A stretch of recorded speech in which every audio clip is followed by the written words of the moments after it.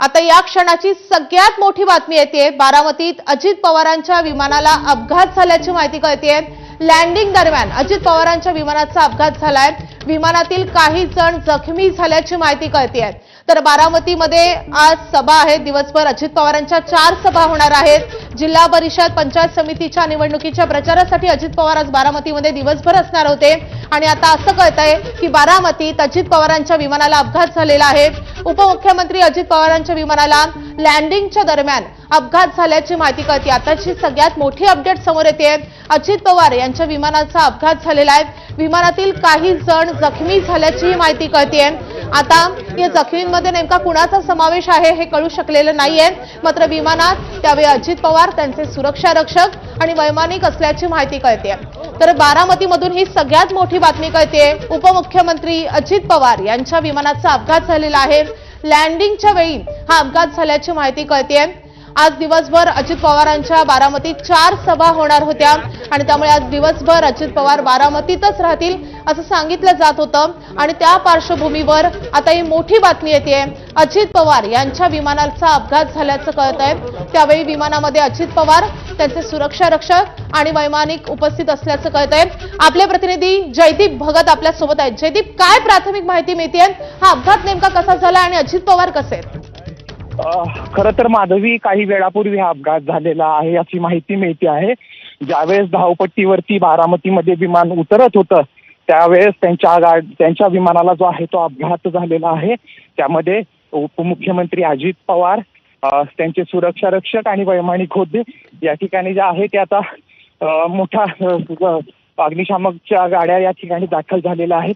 खरं तर उपमुख्यमंत्री अजित पवार यांचे जे आहे ते आज बारामतीमध्ये 4 ठिकाणी सभा होत्या आणि नियोजित होत्या आणि त्यासाठी उपमुख्यमंत्री अजित पवार जे आहेत ते मुंबईवरून बारामतीला येत होते आणि येताना जो आहे तो बहुधा विमान लँड होताना जो आहे तो अपघात झालेला आहे। आणि त्याच्यामध्ये अजित पवार यांचा बारामतीमधल्या मीरा वागत असेल, इपणदरे असेल, करंजे पूल आणि सुपा या ठिकाणी ज्या आहे त्या सभा होत्या। त्यासाठी उपमुख्यमंत्री अजित पवार या ठिकाणी येत होते आणि गाडी या ठिकाणी जो आहे तो त्यांचा लँडिंग होताना अपघात झाल्याची आहे ती प्राथमिक माहिती आहे।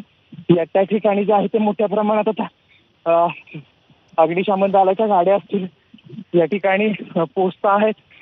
त्याच्यामुळे आता विमानतळाच्या ज्यावेळेस मुंबईवरून निघाल्यानंतर या ठिकाणी ज्यावेळेस विमान लँड होत होतं त्यांच्या गाडीला त्यावेळेस अपघात झालेला आहे। विमानाला अपघात झालेला आहे। या ठिकाणी आता अजित पवारांची प्रकृती कशी आहे याबाबत अद्यापपर्यंत माहिती मिळाली नाही। मात्र त्यांच्या विमानाला जो आहे तो अपघात झालेला आहे। धावपट्टीला लागताना धावपट्टीवरून विमान जे आहे ते बाजूला गेलं असं जे आहे ते प्राथमिक सांगण्यात येते। अद्यापपर्यंत कुठलीही अधिकृत माहिती मिळालेली नाहीये। मात्र या ठिकाणी जे आहे ते उपमुख्यमंत्री अजित पवारांचं विमान अपघात झाल्याचं एवढीच आतापर्यंत माहिती आहे। जयदीप, हे विमान नेमकं कुठे अपघातग्रस्त झालेलं आहे आणि त्यावेळी विमानामध्ये नेमके कोण कोण होतं? खरं तर हे विमान जे आहे ते धावपट्टीला लागताना ज्यावेळेस गोजूबाबी, बारामती तालुक्यातलं गोजूबाबी ज्या ठिकाणी विमानतळ आहे त्या ठिकाणी विमान उतरत असताना हा अपघात झालेला आहे। त्या अपघातामध्ये उपमुख्यमंत्री अजित पवार, त्यांचे सुरक्षा रक्षक आणि वैमानिक होते। आता नेमकं कुणाची प्रकृती कशी अद्यापर्यंत पण अजित पवारांच्या या ठिकाणी जे आहे ते आपण अवघ्या काही वेळामध्ये त्या ठिकाणी पोहोचतो आहेत।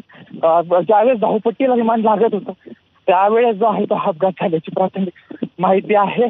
आणि आता या ठिकाणी जे आहे ते विमानतळावरती अग्निशामक दलाच्या गाड्या पोहोचलेल्या आहेत। वेगवेगळ्या ज्या आहेत वेगवेगळ्या खात्याचे अधिकारी पोहोचलेले आहेत आणि या ठिकाणी जे आहे ते अवघ्या काही वेळामध्ये नेमके काय झाले समजू शकेल। आता आपण त्या ठिकाणी पोहोचतो आहोत आणि त्यानंतर ज्या नेमकं काय आहे कुठल्या अधिकृत, कारण आता सध्यापर्यंत कुठल्याही प्रशासनाशी बोलणं होत नाही। अधिकाऱ्यांचे फोन जे आहेत ते व्यस्त असल्यामुळं नेमकं काय झालंय सांगू शकलं नाही। परंतु जोपर्यंत जी माहिती मिळते उपमुख्यमंत्री अजित पवारांच्या